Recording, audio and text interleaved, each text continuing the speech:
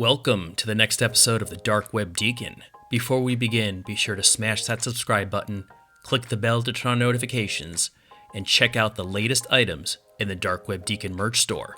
There is a link in the video description below, and become a true Dark Web enthusiast. New videos are published every Monday and Thursday. Was Kia Motors a victim of a recent ransomware attack of up to $20 million or not? I know what you're thinking, Dark Web Deacon. Most people don't drive a Kia. Who cares about this story? Well, hold on to that and I'll get to that in a bit. So, Kia Motors America has said a recent computer network outage problem was not caused by a ransomware attack that started on February 13th and lasted several days. The outage began impacting both Kia and affiliate automaker Hyundai, both of which are owned by South Korea-based Hyundai Motor Group. As a result of these network problems, dealers were unable to order parts and vehicles, complete orders for people looking to purchase new cars, and the smartphone app that Kia owners use to start and warm their vehicles remotely was also impacted. On February 15th, a Twitter user claimed in a tweet that Kia's entire United States operation had been impacted by the ransomware attack. They tweeted as follows: "I went to a Kia dealership in Arizona to sign a new lease, yet the manager told me their computers had been down for 3 days due to a ransomware attack that had affected a Kia all over the US. In a statement released Thursday, February 18th, Kia said, quote, "We are aware of online speculation that Kia is subject to a ransomware attack. At this time, and based on the best and most current information, we can confirm that we have no evidence that Kia or any Kia data is subject to a ransomware attack." However, this is where the fun begins. Cybersecurity news outlet Bleeping Computer reported Wednesday, February 17th that they obtained a note in which the ransomware gang Doppelpaymer had demanded $20 million from Hyundai to decode scrambled data.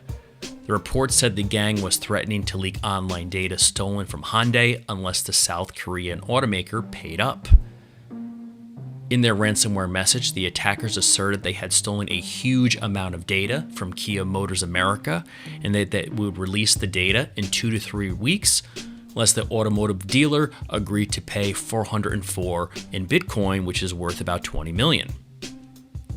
The nefarious individuals went on to say that they would raise the random demand to 600 Bitcoin, or around $30 million based on current pricing, in the event that the company did not pay on time. The underlying cause of the outage is still officially unknown. But if the source was a third-party supplier, then a company like a Kia would disclose the fact and keep the pressure on their third-party suppliers and publicly basically shame them to try to fix the problem.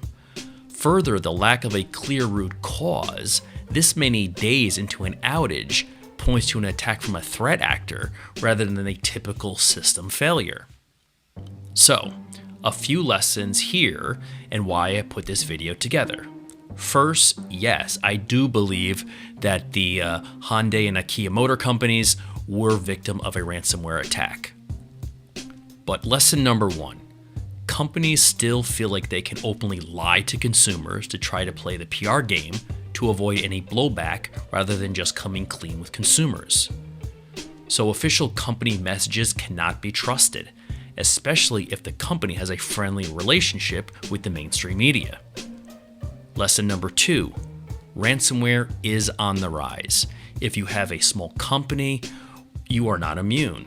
Threat actors are looking more and more to target small and medium-sized companies.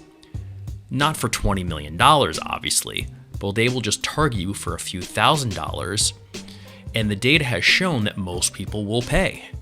So be sure you have some type of automated type of data backup for your systems and a disaster recovery system ultimately if you do run some type of e-commerce site.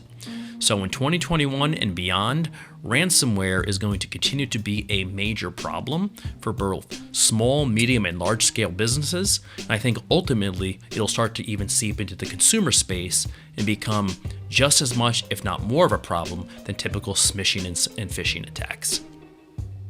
Thanks for watching, and as always, please like, subscribe, and provide comments, and turn on notifications by clicking the bell in order to check out future videos published twice a week.